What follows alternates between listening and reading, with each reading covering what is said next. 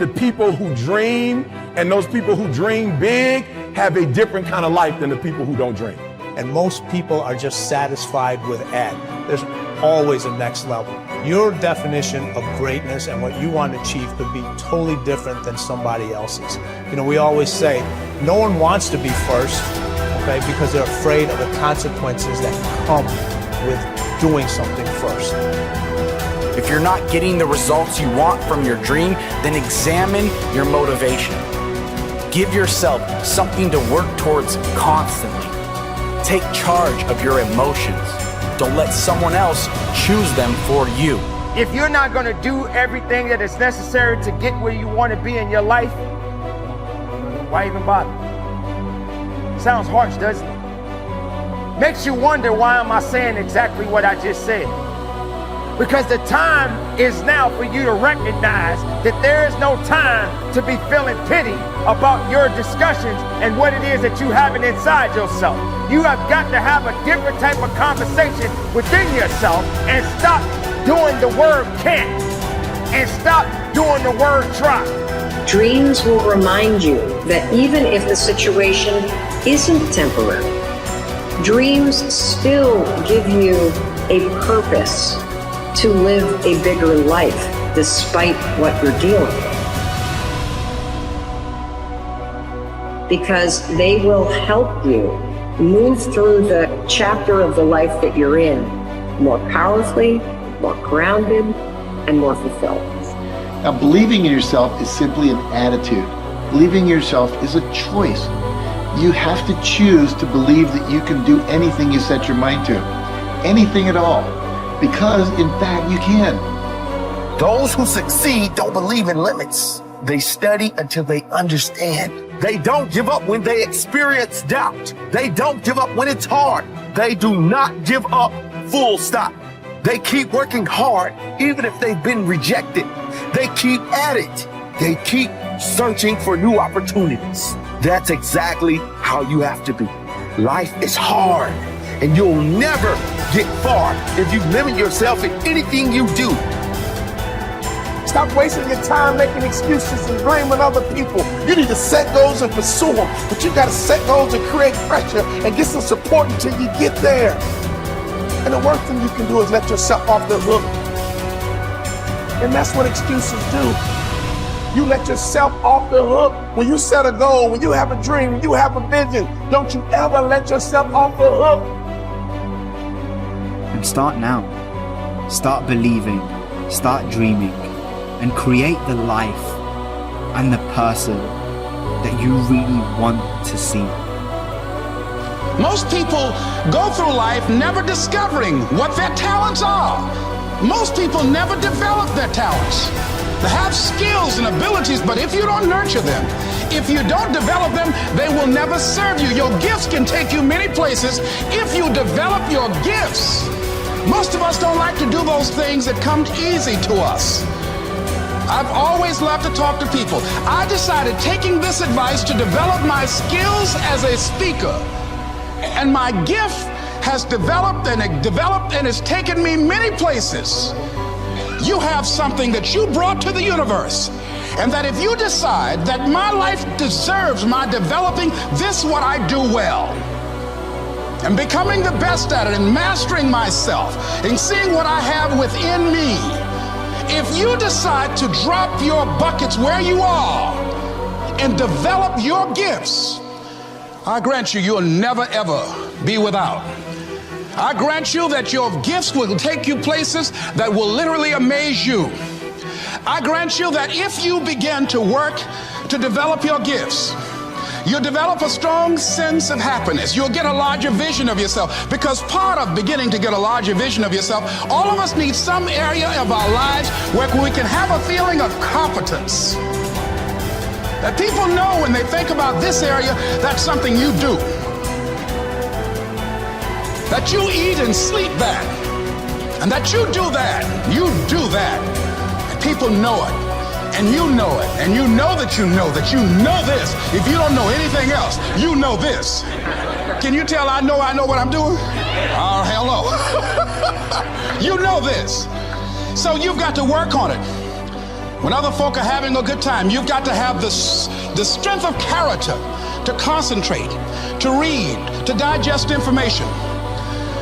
If you decide in any particular area that you're concerned about, to make a conscious, deliberate, determined effort to read one book a month in that area, in 5 years, you'll be among the top 5% experts in the world.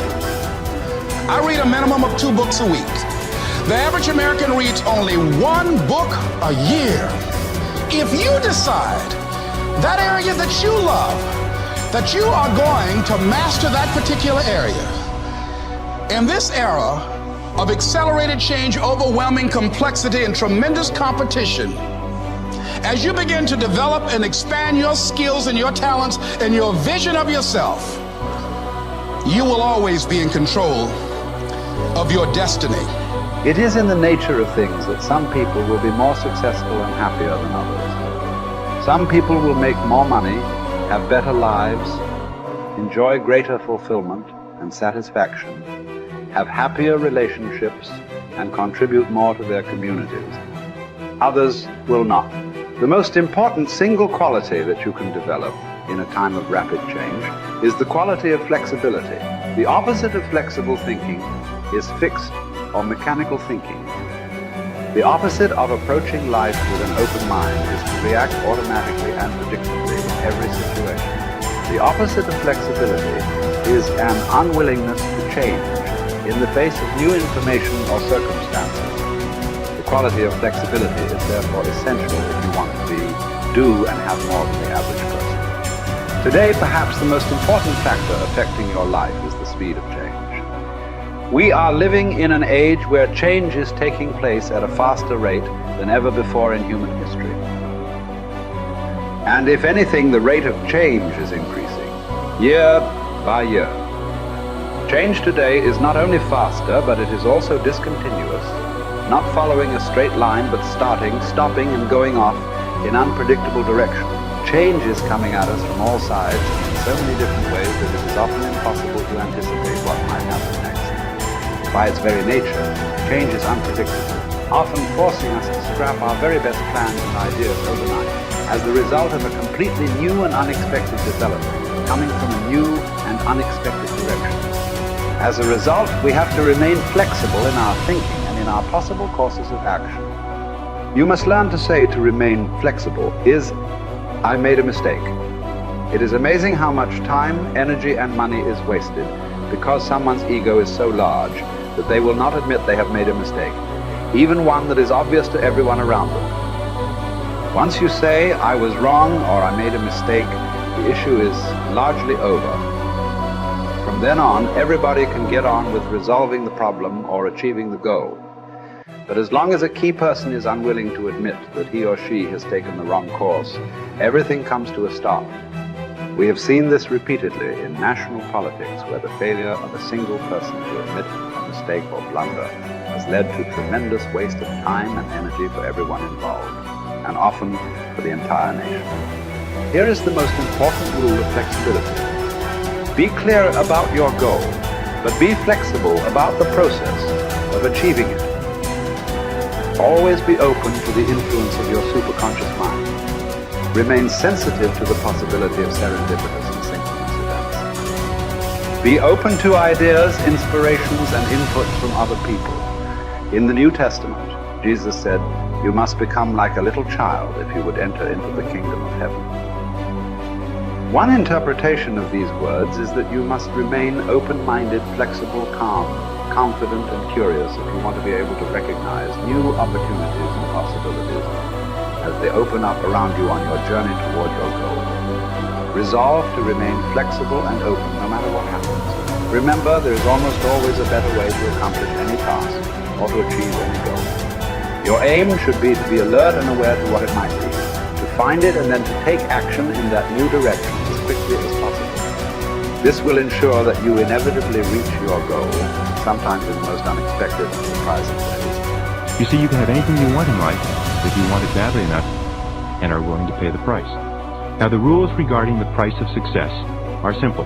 There's just 2 of them. Number 1 is you always have to pay full price for success. And number 2 is you always have to pay in advance.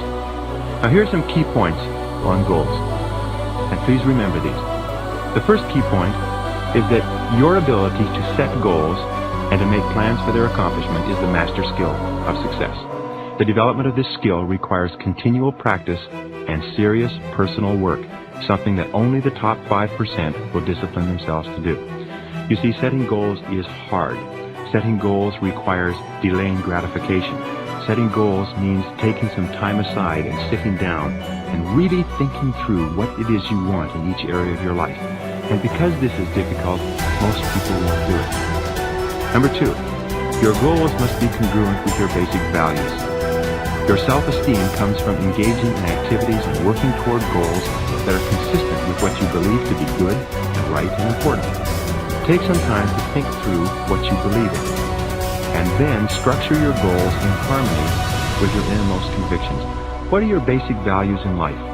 What would you live for? What would you fight for? What would you sacrifice for? What would you die for? What are the most important things to you in life?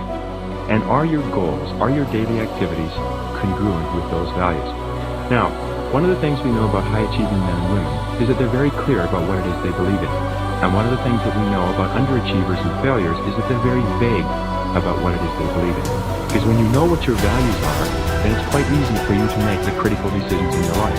But if you don't know what your values are, or if you've never taken the time to think them through, then you will toss with the wind and you'll go whichever way the wind blows on almost any area of decision. Fourth point in goal setting, you must have a major definite purpose, one goal that is more important than any other. You can have many different goals, but you must have one goal which is number one. And many people ask me this question. They say, fine, well, can I have two major definite purposes? And the answer to that is no. There's a line in the Bible that says, a double-minded man is unstable in all his ways. And what it means is if you try to do two things at once, or you have two goals with equal priority, you will end up doing neither, and doing neither of them very well. The way you choose your major definite purpose is once you've listed all your goals, you ask yourself, which is the one goal, the accomplishment of which would move me more rapidly toward the accomplishment of all my other goals than anyone on this list?